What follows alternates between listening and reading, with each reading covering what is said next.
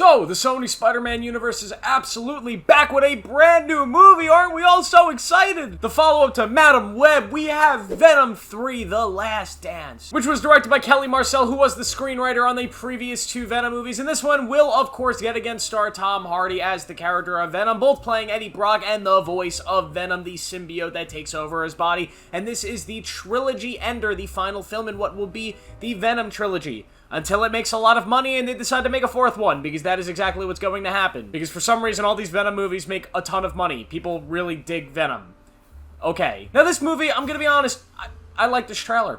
This trailer is fun. And you know what? If I had it my way, I would like to have a serious Venom story. I would like to have a Venom Spider-Man story. Oh wait, we kind of got that with Spider-Man 2. We got a serious Venom story there, but I would like to have a very kind of serious comic book, you know, actual tale told with this character, with Spider-Man, in film version. But unfortunately, we're not gonna get that, because Sony is weird, and they are like, we're gonna do Spider-Man without Spider-Man, because Marvel, we're gonna let them use Spider-Man just without all of the other characters. And Sony is also like, sometimes we're gonna make great movies, like Spider-Verse, and then sometimes we're gonna make Madam Web. Very interesting company. But the trailer looks really interesting, so apparently it's going to be following Venom after the events of No Way Home, where you saw Venom transported into the MCU, then he's transported back, because plans obviously changed behind the scenes. I know a lot of people like to say, well, the plan was obviously for him to just jump in so he could leave the symbiote in the MCU universe.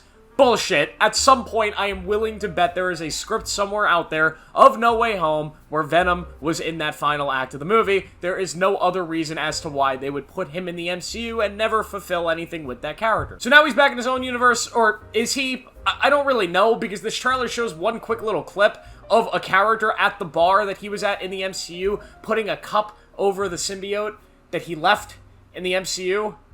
Sony, explain. But regardless, he is now back, and somehow the government has found out that he is Venom. He is this alien-type human symbiotic relationship dude, and he is now on the run. There's also this threat that the symbiotes are going to invade. You also have that dude from Let There Be Carnage who's turning into Toxin, a big villain from the comic books, and we have a big comic-y action movie with Chiwetel Ejiofor playing the villain, it seems to be, in this movie. He's playing kind of like this government military commander. Is he the main villain, or is this kind of like a cloak and dagger, like we're going to show him in the trailer as the bad guy, but in the movie he's actually just a chill dude trying to do what's right by the world, trying to get rid of all those sorcerers, get rid of all those evil Doctor Strange type people. If you had any question if this was in the MCU or not, there you go. But it seems like this is just going to be a fun on-the-run movie where you have a lot of comedy. Obviously they're leaning heavily into the Eddie Brock Venom comedic relationship in this, as they had in the previous movie. They're obviously leaning into this road trip vibe. There's a shot of them in like a truck with a bunch of hippies, and we see little old Otto Hightower, you know, famously known for being cunt. Also played the Lizard in The Amazing Spider-Man. Now I have a theory. I actually think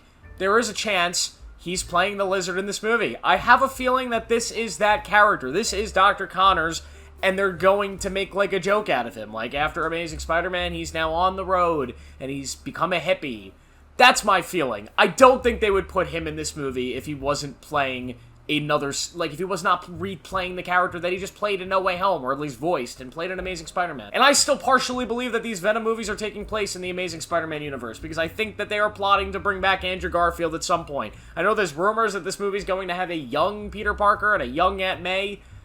I don't buy it. I feel like Andrew Garfield coming back and being the main Spider-Man of this universe is one of the few things they could do to actually still bring interest within this universe, because outside of these Venom movies, there is, like, I don't think the fans give a shit about the Sony Spider-Man shared universe. I think the one thing that they could attempt to do to try to bring people into it is to make either Andrew Garfield or Tobey Maguire the main Spider-Man of that universe, and I think the only one that's realistic is Andrew Garfield, although there's rumors that Sam Raimi's developing Spider-Man 4 with Tobey.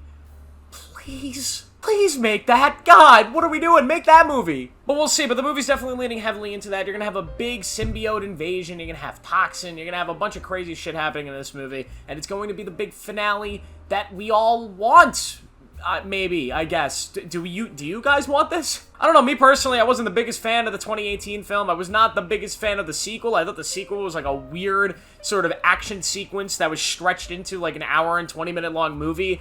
It's just a very strange film, how it was structured and everything, although I love Andy Serkis, who directed it. This, on the other hand, it looks like it could be a lot of fun. It looks like it could be more of a structured film than the last one. A road trip movie is always something that I dig, especially when you know, intertwined it in other genres, like a comic book movie genre film. I, of course, love Tom Hardy. One of the things that makes these movies so much better than some of the other bad comic book movies out there is that you could see the passion that Tom Hardy actually has making these films and for this character. Tom Hardy cares. Versus like Madam Web, where you could tell that Dakota Johnson just was not into it. Her heart was just not in that film. You could tell Tom Hardy fucking loves the character of Eddie Brock. He clearly understands the character, he reads the comics, and he is passionate about these movies, which is not something you see all the time with the comic book movies that are deemed to be some of the worst ones. But I don't know, like I said, I'm intrigued. Like, I'm not the biggest fan of this universe. I'm not the biggest fan of comic book movies in general right now, but this trailer did have something that, it's the main reason I wanted to make this video. It's the thing in this trailer that blew my mind. I've never seen anything like this in film. Horse Venom, baby! Holy shit! They put Venom on a horse! They have a Venom symbiote horse, and this thing is flying around. This is the type of shit we need more of in movies. Come on, you stupid idiot Martin Scorsese. That's what Killers of the Flower Moon was missing. It didn't have horse venom. Seriously, it's fucking dope. I mean, if we're gonna go silly, this is the type of silly we need in movies. You have a symbiote, let's put it on a horse. Let's put it on, like, put it on a bear. Let's put it on, like, a fish. Let's just go crazy with this shit. Let's have Venom Shark. Shark Venom fighting, like, Venom Whale. Carnage Whale. Shark Venom, Carnage Whale, the movie.